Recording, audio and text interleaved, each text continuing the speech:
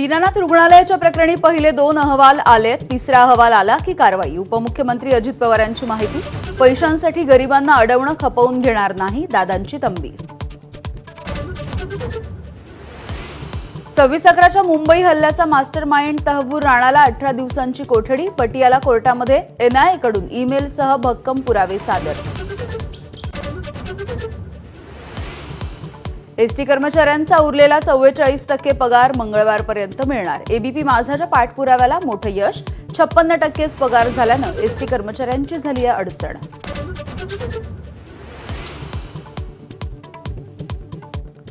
ST कर्मचाऱ्यांच्या पगाराचा प्रश्न सोडवण्यात एकनाथ शिंदेंची बाजी. वित्त विभागाच्या सचिवांशी चर्चेमधून तोडगा काढला.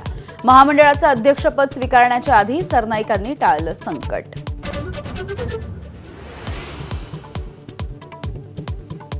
माझं प्रमोशन होण्यासाठी सरकार टिकलं पाहिजे. सुधीर मुनगंटीवार यांच्या विधानामुळे चर्चांना उधाण. तर मंत्रिपद न मिळाल्याने खदखद व्यक्त करणाऱ्या मुनगंटीवारांच्या मुखी आता सरकार बदलाची भाषा.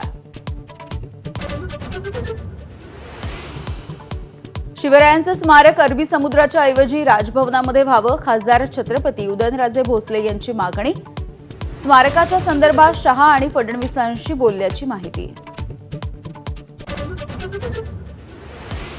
अजित पवारांचे धाकटे चिरंजीव जय पवार यांचा साखरपुडा. नातवाला आशीर्वाद देण्यासाठी शरद पवार, प्रतिभा पवार उपस्थित. संपूर्ण पवार कुटुंब एकाच फ्रेममध्ये.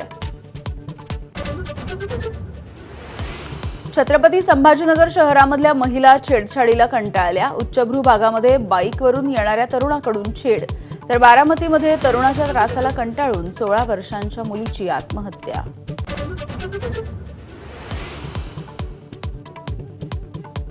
अमेरिकेने भारतावरच्या आयात शुल्काला स्थगिती दिल्यामुळे मुंबई शेअर बाजारामध्ये उत्साह. सेन्सेक्स 1100 अंकांनी वधारला. तर निफ्टीमध्ये 350 अंकांची वाढ. अमेरिकेचे राष्ट्राध्यक्ष डोनाल्ड ट्रम्प यांचा चीनला पुन्हा एकदा झटका. 145% आयात कर लागू. मात्र अमेरिकेचे तिन्ही शेअर बाजार 2.5 ते 4.5% कोसळले. चीनी कंपन्यांकडून भारताला 5% सवलतींची ऑफर. अमेरिकेनं आयात शुल्क वाढवल्यानं चीनचा निर्णय. चीनी कंपन्यांचे टीव्ही, फ्रीज, स्मार्टफोन भारतामध्ये स्वस्त होण्याची शक्यता.